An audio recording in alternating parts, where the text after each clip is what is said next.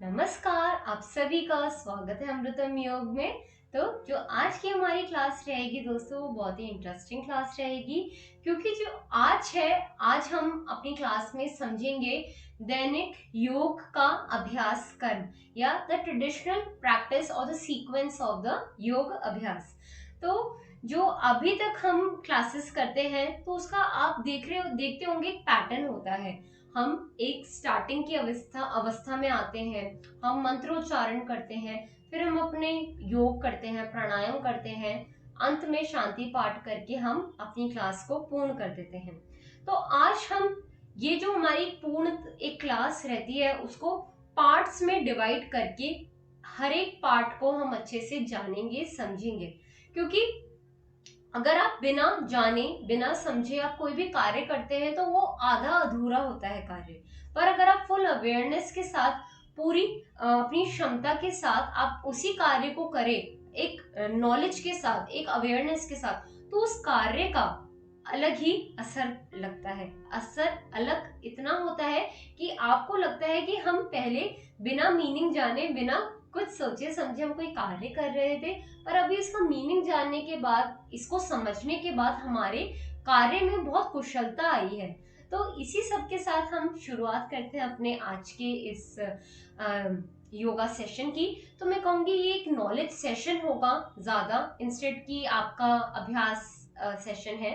अगर हम स्टार्ट करें अपने दैनिक योग की अभ्यास से, या दैनिक योग के एक सीक्वेंस से, एक क्रम से, तो इस क्रम में 10 पार्ट है।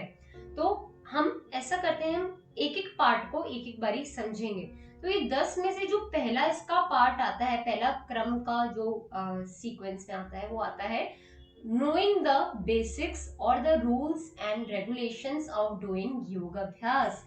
तो जो भी हमारे नियम होते हैं योग के, हमने अपनी फर्स्ट बिगनर्स लेवल की क्लास में हमने समझा था कि योग में नियम होते हैं, आसन करने की कुछ टेक्निक्स होती हैं।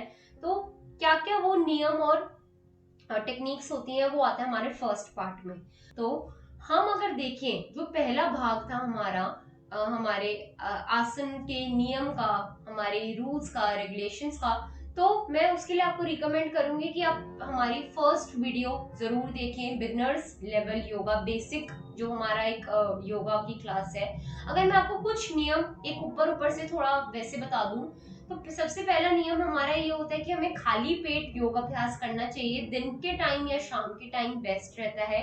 हमें उससे पहले भोजन नहीं करना चाहिए। हमें स्वच्छ होके अपने मलाशय को साफ करके हमें तभी योगाभ्यास करना चाहिए। हम जो योग करते हैं उसमें हमें सांसों का बहुत ध्यान रखना चाहिए। हमें सांस भरते व छोड़ते रहना चाहिए। और ध्यान रखिए कि जो सांस हम भरे व छोड़े, वो हमें अपने नासिका से भरनी व छोड़नी है, ना कि अपने मुख से। अगेन दूसरी जो इम्पोर्टेंट बात, कि हम जो भी योग अभ्यास करें वो फुल अवेयरनेस के साथ करें। अगर हम कोई भी पेट के बल आसन कर रहे हैं, तो हम ध्यान करें कि जो हमारा जोर है, हमारा वजन है, वो हमारे पेट पे आ रहा है। तो पेट के जितने भी अंग हैं, हमारे ऑर्गन्स हैं, वो सक्रिय हो रहे हैं, ऊर्जावान हो रहे हैं। उसके पश्चात आता है कि हम अगर हमें कोई भी तकलीफ है, हमें कोई डिजीज है, बीमारी है, तो हम उसका ध्यान रखते हुए करें, जिसे हम कहते हैं कॉन्ट्रा इंडिकेशंस। जैसे कि अगर आपको नेक में सर्वाइकल इशू है, सर्वाइकल पेन है, तो आप ध्यान रखिए कि आप किसी भी आसन में आप अपनी गर्दन को नीचे ना झुकाइए। बाकी लोगों के लिए जो नॉर्मल है, जिनकी गर्दन में कोई प्रॉब्लम नहीं है, वो नॉर्मली अपनी गर्दन को नीचे झुका सकते हैं, ऊपर कर सकते हैं, दाहिने व बाइने कर सकते हैं आराम से। पर जिनको सर्वाइकल इशू होता है, वो अगर अपनी गर्दन को नीचे झुकाए, तो उनको और ज्यादा समस्या बढ़ती है। तो उनको और ज्यादा जो पेन होता है वो इंक्रीज हो जाता है। तो इसके लिए आप अपनी गर्दन को बिल्कुल भी सर्वाइकल वालों को नीचे की तरफ नहीं झुकाना चाहिए। एक और एग्जांपल हम ले, अगर आपके पेट में हर्निया, अल्सरेटिव कोलाइटिस आदि समस्या है, तो आप अपने पेट पे जोर ना लगाइए। अगर कोई भी आसन है जिसमें पेट पे जोर लग रहा है या वो अंदर की तरफ सिकुड़ रहा है, तो उस आसन को आप करने से बचे।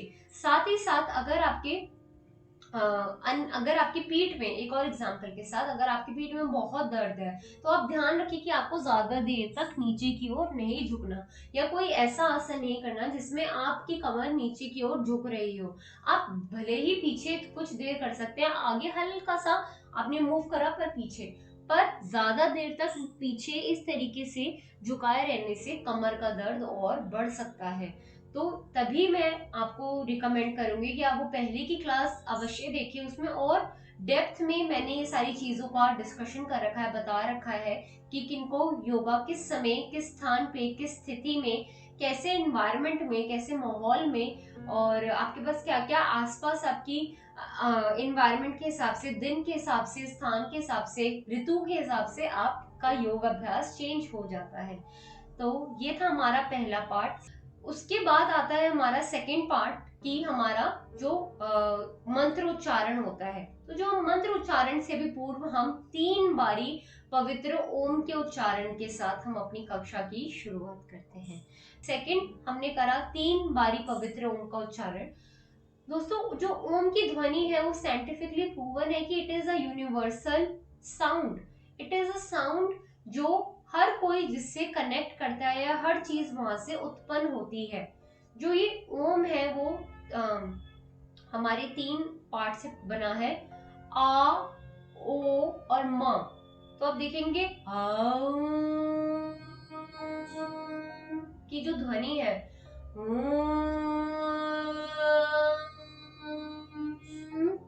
तो ये जो ध्वनि है वो हमारी ओ, आ और मा की ध्वनि के साथ बहती है।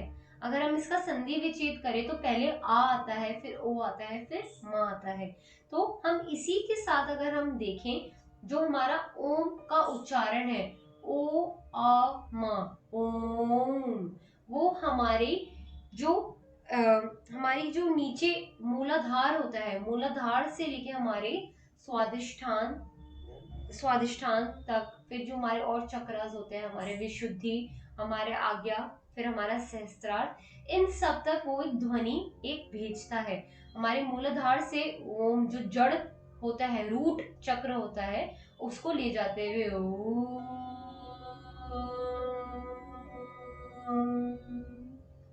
तो ये हमारे चक्रास को भी एक्टिवेट करता है। ये जो साउंड होती है बहुत प्रोफाउंड, बहुत डीप साउंड होती है, जो हमें एक लाइन में, एक सहजता में लाने में ये हेल्प करती है।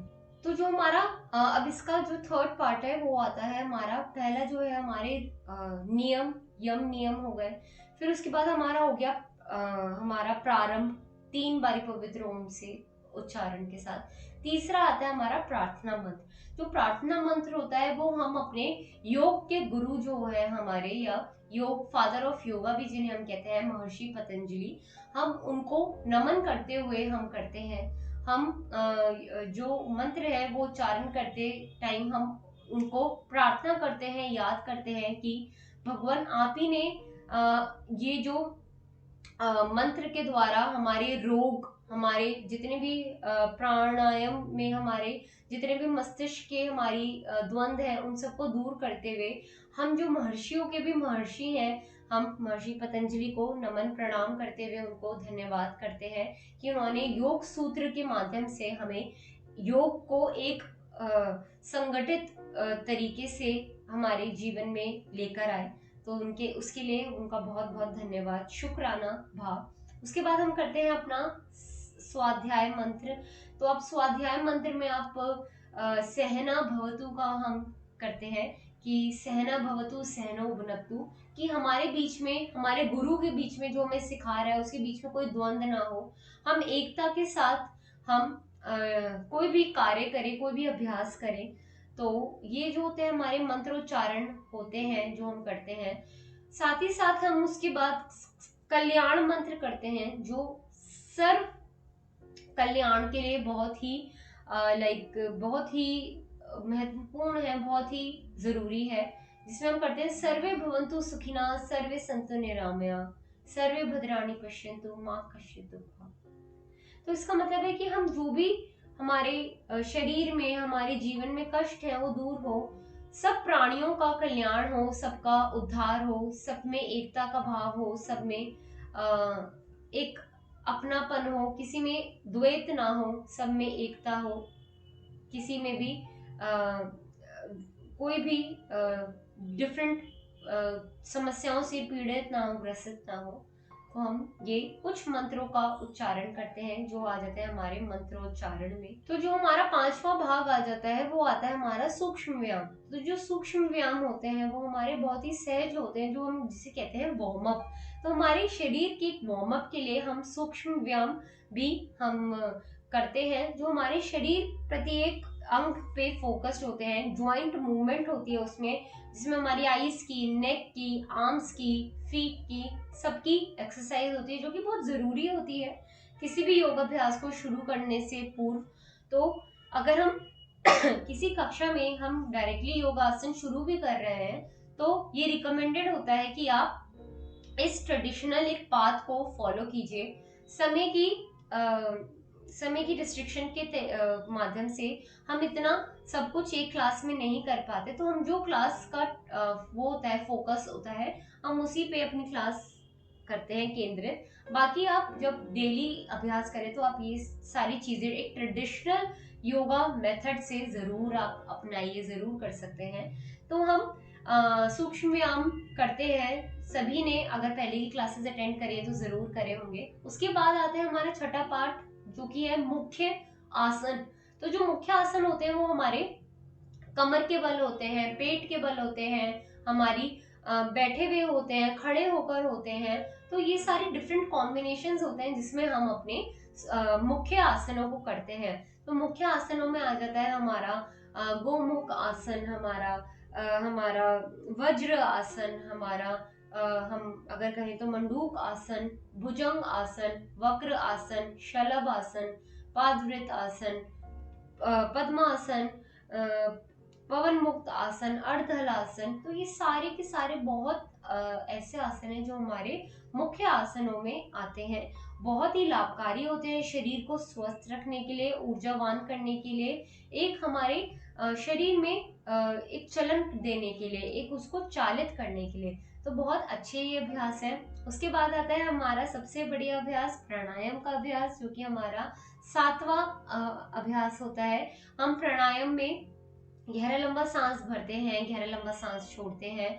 प्राणायाम हम अलग अलग मुख्य 8 तरीके के प्राणायाम होते हैं हमारे, भस्त्रिका, कपालभाति, अनुलोम विलोम, उज्जयी, उद्गीत, प्रणव। तो ये सारे के सारे जो हमारे प्राणायाम होते हैं, अनुलोम विलोम करते ये सारे, तो ये सारे के सारे हमारे सांस की गतिविधि को नियंत्रित करते हैं, हमारी सांस लेने की ऊर्जा शक्ति को बढ़ाते हैं, हमारी सांस की क्वालिटी इनहेंस करते हैं। जिस दिन हमने प्राणायाम की क्लास फर्स्ट टाइम करी थी तो मैंने कुछ उसके नियम बताए थे। तो आप फिर से मैं रिकमेंड करूंगी कि आप पहले की क्लासेस जरूर अटेंड कीजिए, ताकि आपको आगे आने वाली क्लासेस में कोई भी समस्या नहीं हो। क्योंकि हमारे लिए इजी नहीं होता कि हम बिल्कुल 0 लेवल से या लेवल 1 से स्टार्ट करके बढ़ते रहें। जब हम प्रोग्रेस करते हैं तो हमारी आगे ग्रोथ होती है। तो प्राणायाम के लिए भी कुछ ऐसे नियम होते हैं कि आपको शुद्ध एनवायरनमेंट में, जो पोल्यूशन फ्री हो, एक घी का दीपक जला के, कोई भी हवन जला के या हवन के पास आप प्राणायाम करें तो वो बहुत ही अच्छा होता है। इसमें भी आपको खाली पेट प्राणायाम करना होता है। जब ग्रीष्म ऋतु हो तो उसमें आपको अलग प्राणायाम होते हैं, जैसे शीतली, शीतकारी।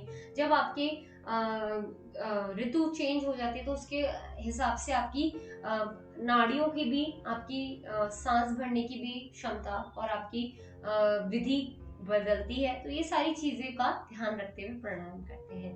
अंतिम आता है, अंतिम की चीजें हमारी 8वें नंबर पे, 8वां पार्ट जो है हमारा वो आता है हमारा अंत, एक क्लास का अंत। तो अंत के साथ जो हमारा होता है कि जो समापन होता है वो हम एक आसन के साथ 2-3 आसनों के कॉम्बिनेशन होते हैं, जैसे हास्य आसन, सिंहासन। तो हम इस पे ये आते हुए एंड करते हैं, जैसे हम लास्ट में करते हैं तो आप देखते होंगे इवन पार्क्स में या आपकी कोई भी और योगा क्लासेस में जो एंड होता है वो हास्य आसन से या कोई भी अच्छे थॉट संकल्प के साथ होता है। अंतिम आता है 9th हमारा पार्ट, शांति पार्ट, जिसमें हम शांति पार्ट जो होता है हमारा, पूरे संसार में शांति हो, तीनों हमारे लोकों में शांति हो, हमारे पंच महाभूत में शांति हो, हमारे हमारी धातुओं में शांति हो, हमारे जग में शांति हो, औषधि विज्ञान, हमारे वन उपवनों में शांति हो। तो सारी सभी शांतियों को अपने आप में प्रभु से हम कहते हैं कि हमारे कण कण में शांति हो। और इसी के साथ हम अपने क्लास को अंत करते हैं। लास्ट जो 10th पार्ट आता है वो होता है अगेन संकल्प का, जो हम संकल्प करते हैं कि हम योग अभ्यास निरंतर करते रहेंगे, औरों को भी इसके लिए प्रेरित करेंगे। हमने जितने भी योग अभ्यास करे उस सभी का लाभ हमारे मन मस्तिष्क शरीर को मिले, हमारे रोग दूर हो, हम अमृतस्य पुत्र बन जाए, हम सर्वशक्तिमान हो, हम निरोगी हो, हम उपयोगी बने। इसी अच्छी मनोस्थिति मनोकामना विचार के साथ हम अपनी कक्षा को अंत कर देते हैं और अगली बारी मिलने के लिए हम उत्सुक रहते हैं। हम उसकी तरफ उम्मीद की किरण से देखते हैं। तो ये जो हमारे 10 अंग थे हमारी ट्रेडिशनल योगा प्रैक्टिस के, या हमारे एक क्रम के, ये क्रम को दर्शाता है। बाकी हम ये सारी चीजें कुछ कुछ कॉम्बिनेशंस में डेली कर पाते हैं। किसी दिन हम प्राणायाम और योग करते हैं, किसी दिन हम सिर्फ मंत्र उच्चारण करते हैं, चैंटिंग्स करते हैं, प्रार्थना करते हैं, संकल्प करते हैं, कल्याण करते हैं, स्वाध्याय संकल्प मंत्र करते हैं। किसी दिन हम सिर्फ आसन पे ही फोकस करते हैं, किसी टाइम प्राणायाम पे ही, किसी टाइम सिर्फ सूक्ष्म व्यायाम जॉइंट की माइक्रो एक्सरसाइजेस। तो ये सारी जो है हम डिफरेंट कॉम्बिनेशंस में हम सारे पार्ट को करते रहते हैं। तो मुझे आशा है कि आपको ये क्लास एक नॉलेज सेशन अच्छा लगा होगा और आपको काफी कुछ जानने के लिए मिला होगा जो आप डेली बेसिस पे करते हैं। हम जब फुल अवेयरनेस के साथ, नॉलेज के साथ अगर हम ये सारी चीजें करें तो हम हमारे कार्यों में ही अपना आप ही ऊर्जा आ जाती है, क्षमता और बढ़ जाती है।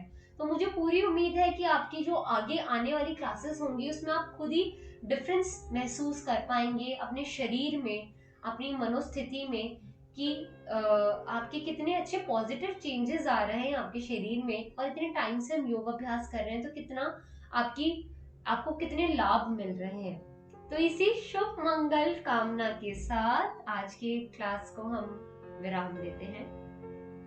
मिलते हैं इस थॉट के साथ कि हम अगले बारी अच्छे से और योग अभ्यास करेंगे, स्वस्थ बनेंगे, निरोगी होंगे, समाज के लिए, अपने लिए, इस दुनिया के लिए उपयोगी बनेंगे और दूसरों को भी इसके लिए जरूर प्रेरित करेंगे योग अभ्यास करने के लिए, स्वस्थ रहने के लिए, खुश रहने के लिए और प्रभु में जुड़ जाने के लिए।